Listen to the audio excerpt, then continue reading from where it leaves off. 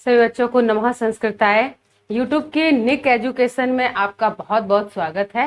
जैसा कि आपको विदित है कि मैं पूनम आपको सुपर टैट में संस्कृत पढ़ा रही थी। ठीक है, आपको सुपर टैट में संस्कृत पढ़ा रही थी। वहां हम लोगों ने बहुत अच्छे अच्छे टॉपिक पूर्ण किए थे। जस्ट इससे पहले हम लोगों ने प्रत्यय पढ़े थे। ठीक, प्रत्यय पढ़े थे। तो प्रत्यय में हमने आपको पूरी तरह से जैसे जैसे क्वेश्चन बनने चाहिए वो सब प्रकार से बता दिए थे। तो यदि इसमें आपको कोई भी डाउट हो तो आप कमेंट करके पूछ सकते हैं, और उसी क्रम को, संस्कृत के क्रम को आगे बढ़ाते हुए आज हम लोग वाच्य पढ़ते हैं। क्या पढ़ते हैं? वाच्य। तो देखते हैं कि ये क्या होता है और इनसे कैसे प्रश्न आते हैं। ठीक है, वाच्य। तो आपने शब्द सुना होगा वाक्य, और यहां मैं आपको बताने जा रही हूं वाच्य। ठीक है, दोनों को समझना कि वाक्य और वाच्य में क्या अंतर होता है और वाच्य किसे कहते हैं और ये कितने प्रकार के होते हैं। ठीक है, तो ये आप पढ़ रहे हैं वाच्य। आज आप क्या पढ़ रहे हैं? वाच्य। ठीक, तो वाच्य क्या होता है? यदि आपसे कोई क्वेश्चन करे कि वाच्य की परिभाषा बताओ, वाच्य क्या होता है, वाच्य की डेफिनेशन क्या होती है, तो आप बताएंगे भाई, क्या बताएंगे कि जो भी आप लोग वाक्य कहते हैं, क्या कहते हैं? वाक्य कहते हैं। वाक्य को कहने की, वाक्य को कहने की विधि, विधि क्या होता है?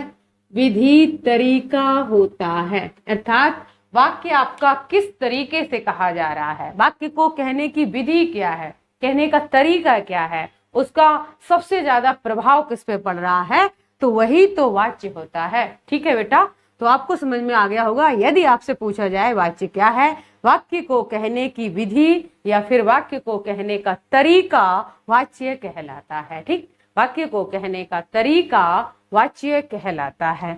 यदि आपसे कहा जाए कि वाच्य कितने प्रकार के होते हैं, तो आप बताएंगे कि जो वाच्य होते हैं ये 3 प्रकार के होते हैं। कितने प्रकार के होते हैं? 3 प्रकार के होते हैं। कौन कौन से बेटा? पहला कर्मवाच्य, पहला कर्म, थोड़ा सा इसको सही से लिखते हैं। पहला कर्तृवाच्य लिखेंगे ताकि जो चीज है वो एकदम आपको आसानी से समझ में आए। पहला लिखेंगे कर्तृवाच्य, कर्तृवाच्य। दूसरा कर्म वाच्य, कर्म वाच्य। तीसरा भाव वाच्य। ठीक, जहां ना समझ में आए आप कमेंट के माध्यम से पूछ सकते हैं, आपको बताया जाएगा। तो 3 प्रकार के वाच्य होते हैं, कर्तृवाच्य, कर्मवाच्य और भाववाच्य। ठीक, कर्तृवाच्य, कर्मवाच्य, भाववाच्य। आपसे पूछा जाएगा कि वाच्य कितने प्रकार के होते हैं, आपका आंसर सही होगा 3। ठीक, वाच्य कितने प्रकार के होते हैं? 3। कौन सा वाच्य का प्रकार नहीं है? इनके अलावा जो भी होगा, कर्तृवाच्य होता है, कर्मवाच्य होता है, भाववाच्य होता है। ठीक है बेटा, इसके अलावा आपको बहुत सारा कुछ और वाच्य, विशेषण वाच्य बना के ऐसा कुछ शब्द लिख दिया जाएगा, तो वो यहाँ वाच्य का प्रकार नहीं होता है। तो आगे देखते हैं कि इनकी क्या विशेषता है या फिर इनको बदलने में क्या क्या इसके नियम होते हैं।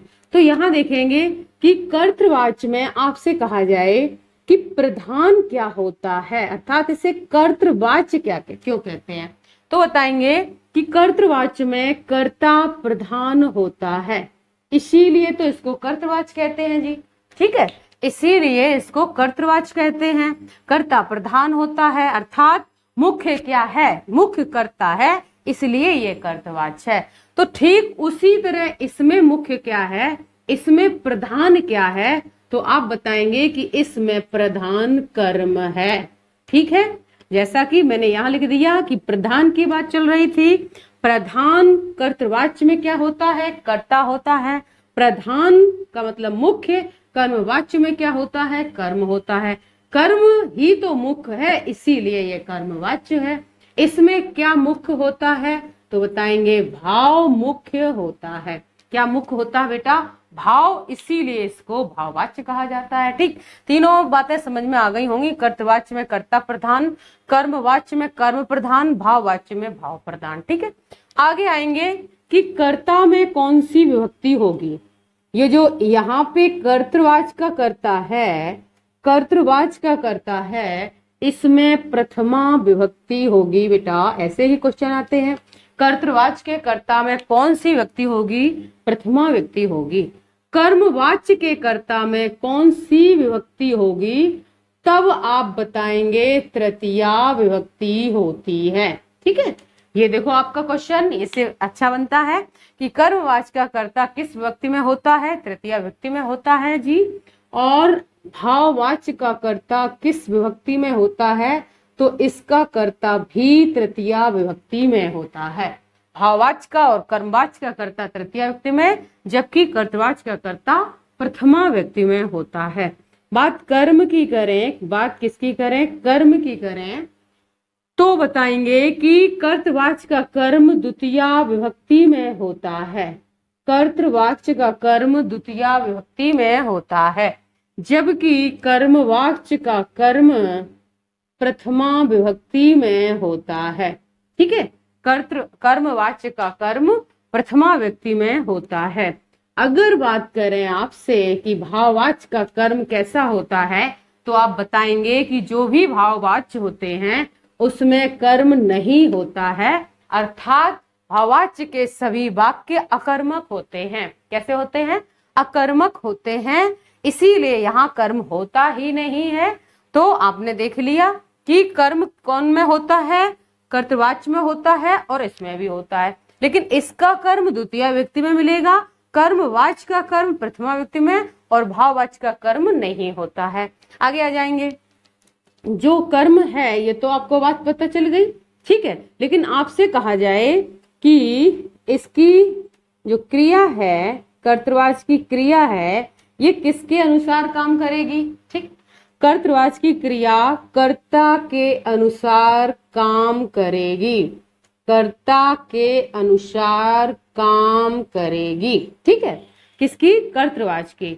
तो कर्मवाच्य की क्रिया किसके अनुसार काम करेगी, तो आप बताएंगे कि कर्मवाच्य की क्रिया कर्म के अनुसार काम करेगी। ठीक है बेटा, मैं आपको बिल्कुल सरल तरीके से बता रहे हैं। तो फिर आप बताएंगे कि भाववाच्य की क्रिया किसके अनुसार काम करेगी, तब आप बताएंगे कि भाववाच्य की क्रिया स्वतंत्र होती है, अर्थात फ्री होती है।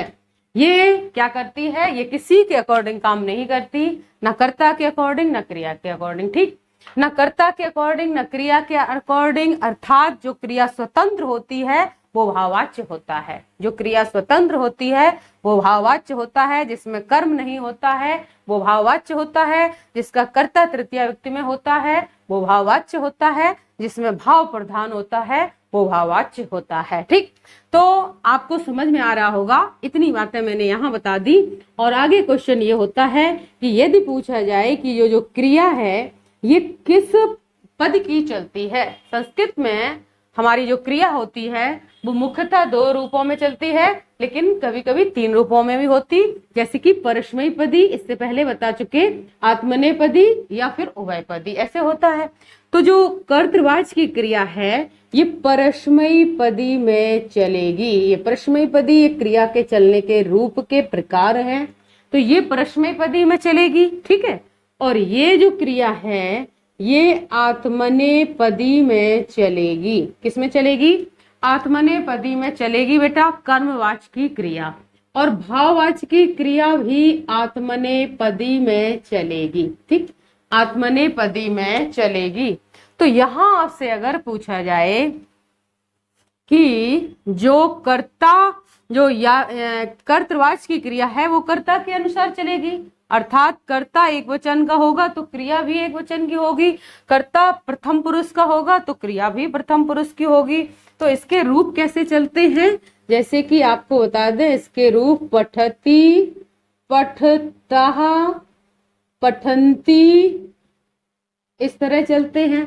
ठीक है, वहीं पे इसके रूप कैसे चलते हैं, इसके रूप चलते हैं पठ्यते, पठयेते, पठयन्ते। ठीक है बेटा, तो ये आत्मनेपदी का रूप है। तो ये क्या होता कि कर्म जिस पुरुष का या फिर जिस वचन का होगा उसी पुरुष उसी वचन की क्रिया हो जाएगी कर्मवाच्य में। कर्ता जिस पुरुष जिस वचन का होगा उसी पुरुष उसी वचन की क्रिया कर्तवाच्य में हो जाएगी। यहाँ आप ध्यान से सुनेंगे, भाववाच्य में क्रिया क्या होती है, यहाँ आपको दिखाई दे रहा होगा। भाववाच्य में जो क्रिया होती है ये हमेशा प्रथम पुरुष एक वचन की ही रहती है, एक वचन की ही रहती है। तो होती तो आत्मनेपदी में है, बात सही है, लेकिन जब इसमें कर्ता तृतीया में होता, कर्म होता नहीं, तो क्रिया किसके अकॉर्डिंग काम करती है, तो कहते हैं क्रिया स्वतंत्र होती है। स्वतंत्र का मतलब ये है कर्ता किसी भी लिंग का हो, किसी भी पुरुष में हो, किसी भी वचन का हो, क्रिया केवल प्रथम पुरुष एक वचन की ही लगाई जाएगी। ठीक है, क्रिया केवल प्रथम पुरुष एक वचन की ही लगाई जाएगी। तो क्वेश्चन में ये होता कि प्रथम पुरुष एक वचन की क्रिया किस वाच्य में लगाई जाती, तब आपका आंसर होगा भाववाच्य। और ये कर्म के अनुसार क्रिया किसमें चलती, कर्मवाच्य में। कर्ता के अनुसार किसमें चलती, कर्तवाच्य में। परस्मैपदी में रूप इसका कैसे बनता, पठति पठता पठंती। आत्मनेपदी में कैसे बनता, पठ्यते पठ्यते पठ्यन्ते। और यहाँ पे चलेगा आत्मनेपदी का, चलेगा तो आत्मनेपदी का, लेकिन प्रथम पुरुष एक वचन का ही हमेशा हमेशा रहेगा। इतनी बात आपको समझ में आ गई होगी। तो इसी के आगे बस क्या करते हैं, अब हम लोग एक उदाहरण के माध्यम से देखते हैं। होता क्या है, कभी कभी कर्तवाच्य को कर्मवाच्य में बदलने के लिए आता है, कभी कर्मवाच्य को कर्तवाच्य में बदलने के लिए आता है, कभी कर्तवाच्य से भाववाच्य बदलने के लिए आता है, कभी भाववाच्य से कर्तवाच्य बदलने के लिए आता है। ट्रांसफॉर्म सुनेंगे, कर्तवाच्य से कर्मवाच्य, कर्मवाच्य से कर्तवाच्य। ठीक है, कर्तवाच्य से भाववाच्य, भाववाच्य से कर्तवाच्य। आप भाव से कर्म नहीं बदल सकते या कर्म से भाव नहीं बदल सकते।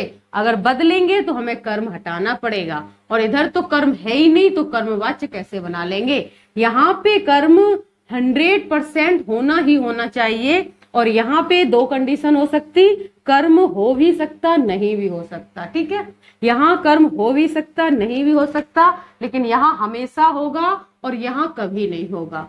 तीनों क्वेश्चन, यहाँ हो भी सकता नहीं भी हो सकता इस वाक्य में, इस वाक्य में हमेशा होगा नित्य होगा, और इस वाक्य में कभी नहीं होगा, इसमें नहीं होता है। ठीक है, तो इतनी क्वेश्चन आपको समझ में आ गए होंगे।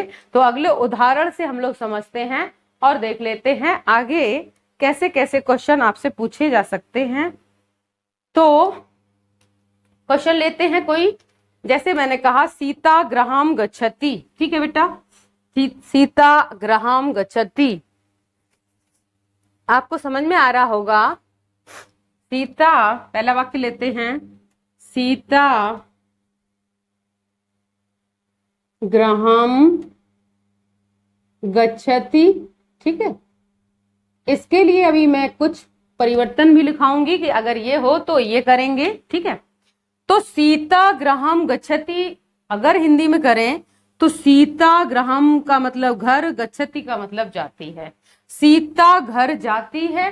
ठीक है बेटा, एक वचन का कर्ता था तो एक वचन की क्रिया हो गई, प्रथम पुरुष का कर्ता था तो प्रथम पुरुष की क्रिया हो गई, और जो कर्म है ये द्वितीया विभक्ति का है, गृहम। ठीक, यहाँ आगे देखते हैं, अगर इस वाक्य को आपसे कहा जाए कि कर्मवाच्य में बनाओ, इस वाक्य को आपसे कहा जाए कर्मवाच्य में बनाओ, तो आप क्या करेंगे। आपने अभी बताया कि कर्ता में यहाँ तो प्रथमा व्यक्ति होती है, लेकिन कर्मवाच्य के कर्ता में तृतीय व्यक्ति होती है, अर्थात इस सीता का हमें तृतीय व्यक्ति में रूप पता होना चाहिए, तृतीय व्यक्ति का शब्द पता होना चाहिए। सीता का तृतीय व्यक्ति सीतया होता है। क्या होता है, सीतया होता है। अब देखेंगे गृहम क्या है, कर्म यहाँ पे द्वितीया में है और इधर आके ये प्रथमा में हो जाएगा। लेकिन आपको ये बात पता होना चाहिए, गृहम नपुंसकलिंग शब्द है और नपुंसकलिंग का प्रथमा व्यक्ति और द्वितीय व्यक्ति दोनों में एक समान रूप चलता है। जैसे फलम फले फलानी प्रथमा व्यक्ति का है, ठीक है, और फलम फले फलानी द्वितीय व्यक्ति का भी सेम होता है, द्वितीय व्यक्ति का भी सेम होता है। तो गृहम अगर प्रथमा में करे तो भी यही बनेगा और द्वितीया में करे तो भी यही बनेगा, एक ही बात हो गई। तो ये तो ऐसा ही ऐसा रहेगा, ग्राहम, ठीक। ये गच्छति लिखा है, परस्मैपदी का रूप लिखा है, यहाँ आके इसे आत्मनेपदी में करना है। अब ये कर्म के अनुसार चलेगा, तो कर्म एक है तो एक ही बनेगा, लेकिन बनेगा क्या, बनेगा गम धातु का आत्मनेपदी का रूप गम्यते बन जाएगा बेटा, ठीक है। तो सीतया ग्राहम गम्यते, आपसे पूछ लिया जाएगा सीता ग्राहम गच्छति का वाच्य परिवर्तन है, अर्थात कर्मवाच्य में क्या बनेगा, तो बता देंगे सीतया ग्राहम गम्यते, या फिर लिखा हो सकता सीतया ग्राहम गम्यते का कर्तवाच्य में क्या बनेगा, तो आप इसको प्रथमा में लाएंगे सीता, और ग्राहम वैसा का वैसा ही रहेगा, और ये आत्मनेपदी की क्रिया को परस्मैपदी में लाएंगे, गच्छति बनाएंगे, ठीक। तो उम्मीद है कि ये समझ में आ रहा होगा आपको। इसी से आगे और एक वाक्य देखते हैं सरल सा, जैसे लिखा हो, वाक्य लिखा हो आपका अहम अहम अहम रामायणम रामायणम पठामि, ठीक है बेटा, अहम रामायणम पठामि। तो क्या करेंगे कि अहम रामायणम पठामि, आपने देख लिया कि अहम मन में रामायण पठामि माने पढ़ता हूं, मैं उत्तम पुरुष का है इसलिए क्रिया उत्तम पुरुष की लगी है और परस्मैपदी में लगी है, ठीक है। तो इन्होंने कहा आपको कर्मवाच्य इसका बनाना है, क्या बनाना है, कर्मवाच्य। तो मैंने कहा कि इस ये प्रथमा व्यक्ति में है, यहाँ आके तृतीय व्यक्ति में हो जाएगा। अहम का तृतीय हमें आना चाहिए मया, क्या होता है, मया होता है, ठीक है। रामायण शब्द फिर से नपुंसकलिंग का आ गया, तो रामायणा रामायणम ही करेंगे, और पठामी अहम की अनुसार लगी थी, जबकि यहाँ पे रामायण के अनुसार लगेगा और हो जाएगा पठ्यते आत्मनेपदी में, ठीक है। तो मया माने मेरे द्वारा रामायण पढ़ी जाती है, बाकी ऐसा हिंदी में सीता के द्वारा घर जाया जाता है, ठीक है। तो यहाँ पे तृतीय व्यक्ति लगेगी, तो कभी इसका हिंदी में अगर अनुवाद करना हो तो द्वारा शब्द निकालेंगे, क्या निकालेंगे बेटा, द्वारा निकालेंगे। अब अगर आपको यहाँ दिखाई दे रहा हो तो एक वाक्य और हम लिखती हूं, हाँ ठीक है, जैसे कि लिखा हो सा हसती, चलो देख लेते हैं, ना दिखाई दे रहा तो बताना, सा हसती, ठीक है। सा माने वह है, हसती माने हंसता है, इसमें आपने देखा कर्म नहीं है फिर भी ये कर्तृवाच्य है, सा प्रथम पुरुष का है तो हसती क्रिया भी प्रथम पुरुष की है। इसको बताया जाए तो इसको सीधा भाववाच्य में चेंज करेंगे, किसमें चेंज करेंगे, भाववाच्य में चेंज करेंगे, सा का तृतीय कर देंगे, यहां आ जाओ तेन, और इन्होंने कहा कि यहाँ कर्ता किसी भी पुरुष का आए, क्रिया हमेशा प्रथम पुरुष एक वचन की ही आएगी, तो तेन हस्यते हो जाएगा, क्या हो जाएगा बेटा, तेन हस्यते, ठीक। तो देखो आपने देखा कि कर्तृवाच्य से कर्मवाच्य में भी बदले जाते हैं और भाववाच्य में, लेकिन शर्त यह है जिसमें कर्म ना हो वो भाववाच्य में बदले जाते हैं, जिसमें कर्म हो वो कर्मवाच्य में बदले जाते हैं। अभी इतने ही उदाहरण देखते हैं, कुछ हम आपको शब्द बताते हैं कि ये हो तो ये आ जाए, इससे बाद में आपको एग्जाम्पल बताएंगे तो और अच्छे समझ में आएंगे। तो इसका स्क्रीनशॉट आप ले सकते हैं और उसके आगे देखते हैं कि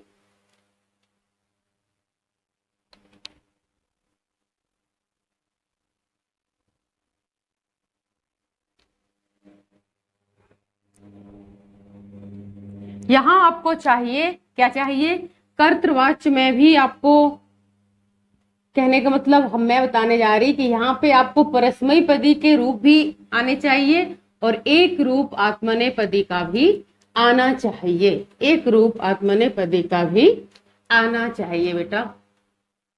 तो देखते हैं,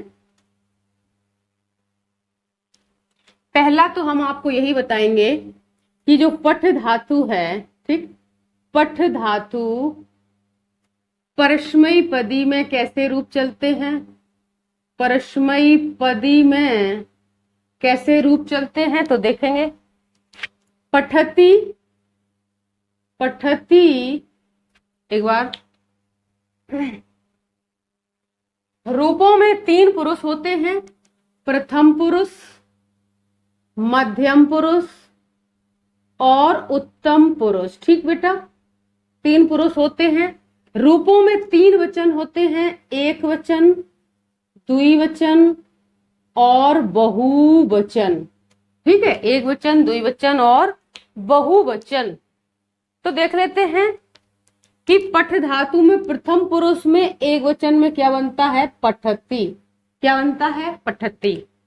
दो वचन में क्या बनता है, पठतः। क्या बनता है, पठतः। बहुवचन में क्या बनता है, पठंती बनता है। ठीक है, तो प्रथम पुरुष की बात करें तो इन तीनों में से कोई होगा। एक वचन का कर्ता तो एक वचन की क्रिया, दो वचन का कर्ता तो दो वचन की क्रिया, बहुवचन का कर्ता तो बहुवचन की क्रिया। मध्यम पुरुष में आ जाओ, पठसी, पठसी, पठथः, पठथ। अगर कर्ता मध्यम पुरुष का है तो क्रिया भी मध्यम पुरुष की होनी चाहिए। कर्ता मध्यम पुरुष का है तो क्रिया भी मध्यम पुरुष की होनी चाहिए। ठीक है, उत्तम पुरुष में पठामी, पठामी, पठावह, पठावह और पठामह। कर्ता उत्तम पुरुष का है तो क्रिया भी उत्तम पुरुष की होनी चाहिए।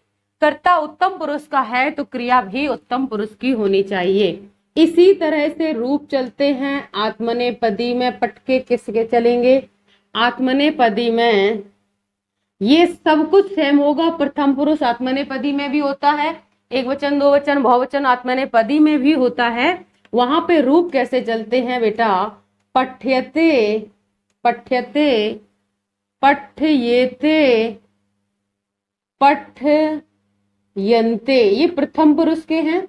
पठ्यते, पठ्येते, पठ्यन्ते ये प्रथम पुरुष के हैं। आगे देख लेते हैं, पठ्यसे, पठ्यसे, पठ्येसे, पठ्यध्वे ये मध्यम पुरुष के हैं। ठीक, पठ्यसे, पठ्येसे, पठ्यध्वे ये मध्यम पुरुष के हैं। आगे देख लो, पठ्ये, पठ्ये, पठ्या वहे और पठ्या महे बेटा ये उत्तम पुरुष के हैं। तो जब आपसे कहा जाए कि कर्तृवाच्य बनाना है तो इनमें से कोई क्रियाएं लगाई जाएंगी, और आपको बताया जाए कर्मवाच्य या भाववाच्य बनाना है तो इनमें से कोई क्रियाएं लगाई जाएंगी। कर्मवाच्य में क्या होता है, इनमें से सब बदल सकती हैं, लेकिन भाववाच्य में बेटा प्रथम पुरुष, मैंने कहा था ये प्रथम पुरुष है, ये मध्यम पुरुष है और ये उत्तम पुरुष है। ये एक वचन है, दो वचन है, बहुवचन। तो भाववाच्य में प्रथम पुरुष एक वचन की ही क्रिया रहेगी। हमेशा किसी भी धातु बदल जाएगी लेकिन आपका क्रिया का रूप नहीं बदलेगा। यदि पठ है तो पठ्यते, गच्छ है तो गम्यते, चल है तो चल्यते, क्रीड है तो क्रीडते, जो भी धातु है उसका पहला ही रूप बनाया जाएगा। किसमें, भाववाच्य में। तो यहाँ तक आपको इतना समझ में आ गया होगा। अब कुछ फॉर्मेशन और होते हैं कि अगर ये हो तो ये हो जाता है, उसको भी आगे देख लेते हैं। फिर आपसे वाक्य बनवाएंगे तो आपको ज्यादा समझ में आएगा बेटा, ज्यादा समझ में आएगा, अच्छा समझ में आएगा। ठीक, तो देख लेते हैं।